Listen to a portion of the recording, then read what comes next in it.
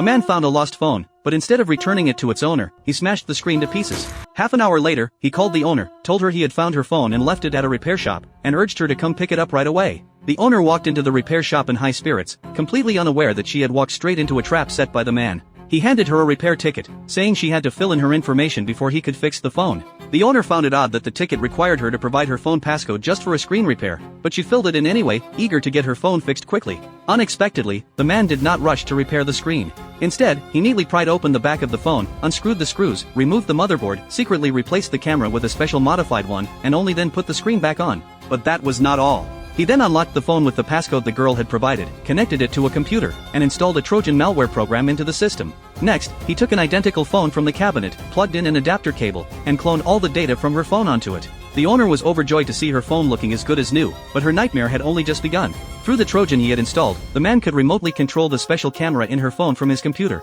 turning the device into a live surveillance feed right by her side. Her every single move was watched closely by the man, down to the smallest detail. Even more terrifying, every action she took on her phone was mirrored in real time on his device, leaving her with no privacy at all. After days of surveillance, he had learned every last detail about the girl. He knew her name was Nami, that she had a full-time job during the day and helped out at her father's bubble tea shop in the evenings. He knew her favorite drink was grapefruit juice, her go-to game was PUBG, and she only had two close people in her life, her boss at work, and her best friend Lisa. Even more disturbingly, while Nami slept at night, he remotely controlled her phone and went through every single app on it. To him, Nami was now as transparent as a blank sheet of paper, with no secrets left. With all this information in hand, the man moved on to the next phase of his plan, to insert himself into Nami's real life, and then torment her to death little by little. That night, the man dressed up meticulously to match Nami's exact type, then showed up at her father's bubble tea shop. He ordered a grapefruit juice right away, and sat deliberately playing games at a table. With his handsome looks, friendly smile, and perfectly aligned interests, Nami could not help but notice him. The two struck up a conversation quickly, and Nami was amazed to find that they clicked perfectly,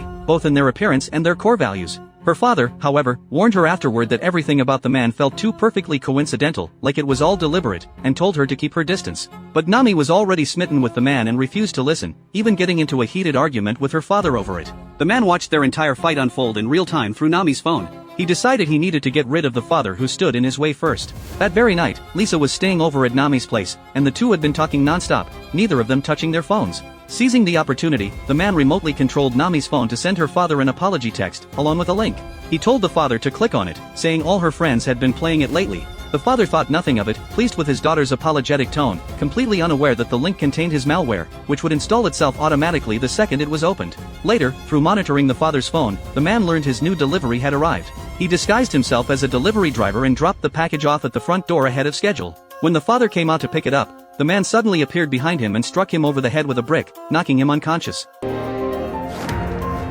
As the father was abducted, rain began to pour from the sky. That same heavy rain unearthed bodies the man had buried in the mountains. Police launched an overnight excavation, and eventually found 8 brutally murdered bodies at the same site. Their fingerprints had been destroyed, and their faces doused in sulfuric acid, making immediate identification impossible. Just as Detective Captain John was stuck with no leads, his team made a new discovery, a bottle of tree nutrient solution found at the burial site.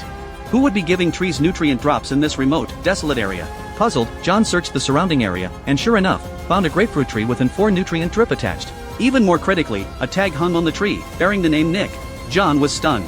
His own son was named Nick, and he had run away from home 7 years prior. From what John knew of his son, he was a useless coward who could not even bring himself to kill a chicken. How could he possibly be a murderer? But nothing was certain anymore. He decided to try and contact his son, to ask if he had planted the grapefruit tree. Late that night, he sneaked his wife's phone. His relationship with his son was so terrible that he had no way to contact him at all, and hoped his wife might have his details. What he found was that his wife had been in constant contact with their son, who was always asking her for money, or begging her to send him kimchi. John tracked his son down using the shipping address. When he saw no one was home, he sneaked inside. The moment he stepped through the door, he was shocked. On the table sat a bottle of nail polish, an exact match to the polish found on one of the victim's hands. The photos of girls on the wall bore a striking resemblance to another victim. John opened the wardrobe, which was filled with clothing belonging to multiple different people, and the suitcases held more of the same personal items. John quickly pulled out his phone and photographed everything. Meanwhile, the man who had abducted Nami's father returned home. As he reached for his key to open the door, he noticed the red string he had balanced on the doorframe had fallen. He instantly realized someone had broken into his home. He quietly circled around to the window, and sure enough, saw John searching the room inside. By this point, John had found the smoking gun, a notebook containing detailed records of every victim, along with the step-by-step plans he had used to murder each of them. Just as John was absorbed in the notebook, his phone suddenly vibrated. A text from an unknown number read, "Dad, it's been so long since we talked." Then came a photo, taken right as he was reading the notebook. John realized his son was nearby, and rushed out of the house. But the street was completely empty. Just then, John received several more photos, taken from the rooftop across the street. But when he raced up the stairs, out of breath, he found nothing but a phone being controlled remotely. Realizing he'd been lured into a trap, John raced back to the house, only to find it completely ransacked. All the critical evidence was gone, and even the footprints on the floor had been washed away without a trace. After this close call, the mystery man knew he had to speed up his plan. He needed to finish off Nami before the police could track him down. Completely unaware of this, Nami was fast asleep next to Lisa in her bed. When she woke up with a stretch and saw Lisa's silly sleeping position, she reached for her phone to snap a photo. The second she picked it up, her blood ran cold. Her boss had called her 78 times, and it was already 11 a.m. She did not have time to wonder why her alarm had not gone off. She threw on her clothes and jumped into a taxi, grabbing her phone to explain herself to her boss. That was when she found something even more horrifying. All her social media accounts were flooded with messages, and the company group chat was full of vicious comments, all directed at her. Sometime after she had fallen asleep the night before, someone had used her accounts to leak the company's dirty secrets online, rip her boss to shreds, and call all her colleagues worthless. When a frantic Nami arrived at the office, her colleagues and boss were already waiting for her. She insisted she had been hacked, but none of them believed her. Listening to Nami and her boss arguing through the phone, the man crossed the boss's name off his list. The only person left in Nami's life now was Lisa. The two headed to the police station right away, but for a hacking case like this, the police could not file a report without hard proof of the attack. With no other options, Nami reached out to the man she had met at the bubble tea shop, the one who had said he worked in cybersecurity. At this point, Nami still had no idea her father had been abducted by the very same man. When they met, the man first asked Nami about her phone's battery drain. When she told him it was draining twice as fast as usual, he told her outright what the problem was. Her phone had spyware installed on it, a program that could monitor every single thing she did on her device. Nami said she had not installed anything new recently. The man said he would run a full analysis back at his office and update her with what he found. Nami could tell he was holding something back, so after he left, she chased after him. This time, the man stopped holding back. He asked if she lived alone, explaining that this kind of spyware could only have been installed by someone close to her. The second he said it, Nami immediately became suspicious of Lisa. She had not invited Lisa to stay the night. Lisa had shown up unasked. Even more suspicious, when Lisa wondered why Nami was taking so long inside the cafe and went to peek through the window, it only confirmed Nami's worst fears. Without hesitation, Nami turned around and confronted Lisa face to face. Lisa was furious. She had done nothing but run around trying to help Nami fix this mess ever since it happened, only for Nami to accuse her of being behind it all. But she supposed it made sense. If Nami was willing to leak her boss's secrets and insult her colleagues, it was only fitting she would turn around and frame her best friend too. Lisa had enough. She had a huge falling out with Nami, told her to never contact her again, and stormed out of the cafe in tears. Watching Lisa cry as she left, the man knew his divide and conquer plan had worked perfectly. Taking away Nami's job had been easy enough, and now she had no one left. But before he could make his next move, something unexpected happened to Nami. In just 3 days, she had lost her job, her best friend, and was on bad terms with her father. She completely broke down, blamed everything on her phone, and threw it to the ground in a fit of rage. Staring at the shattered screen, she suddenly remembered that the repair technician had handled her phone.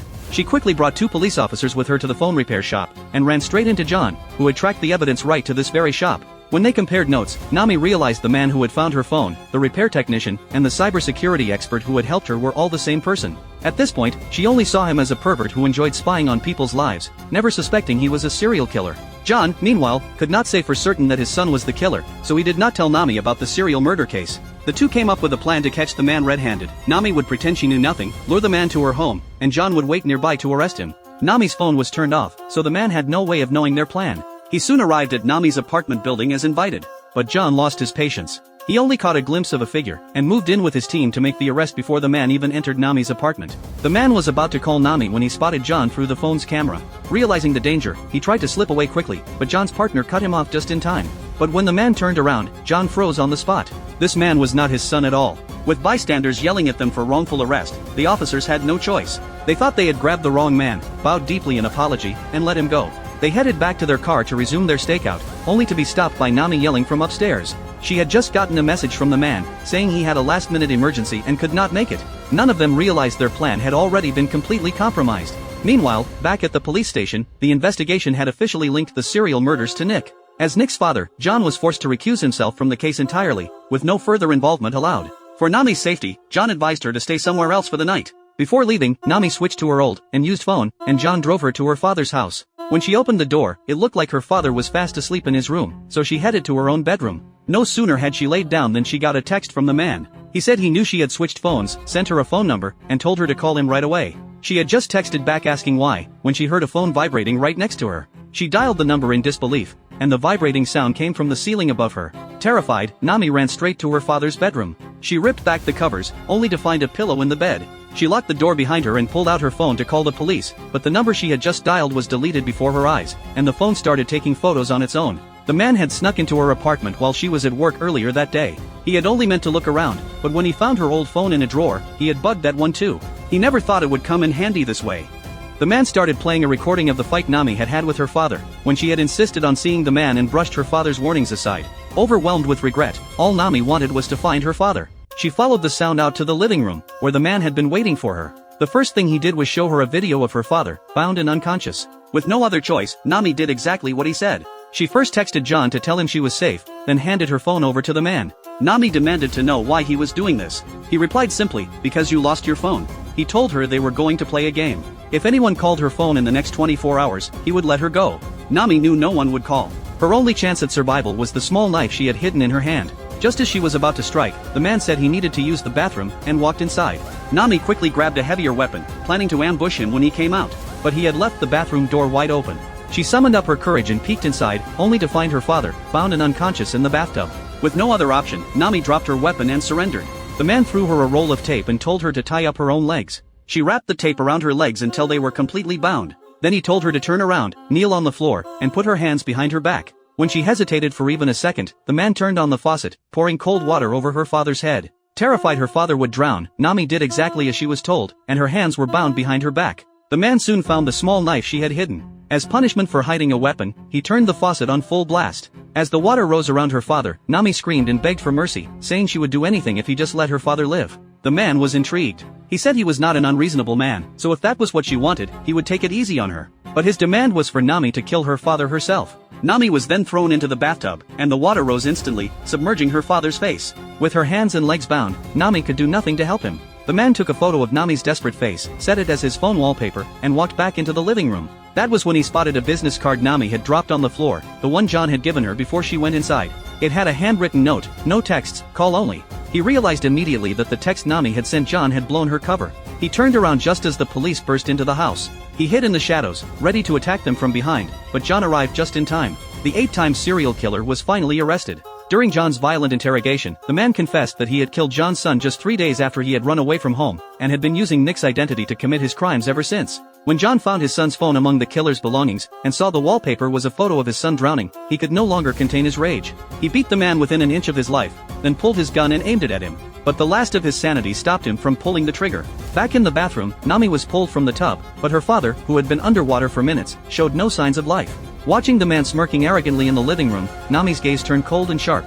She quietly stole an officer's gun, walked slowly into the living room, and stood right in front of the man.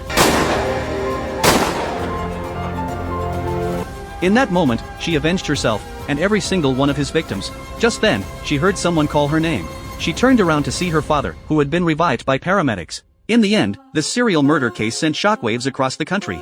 Her father's bubble tea shop even became a viral tourist spot for netizens. With John's help, Nami faced no legal charges for her actions, but it was clear that for a long time to come, she would remain in the public eye, and still feel like she was living under a camera's watchful gaze. Today, smartphones have become an absolute necessity in our daily lives. For a device that fits in the palm of your hand, it holds nearly every single detail of your entire life. We often joke that ordinary people's personal information is everywhere and worthless, but every single one of us has the right to defend our digital security and protect our privacy. At the end of the day, for all the convenience the internet brings us, we must always stay vigilant. That's all for today's story. If you enjoyed it, please hit the like button. Thank you.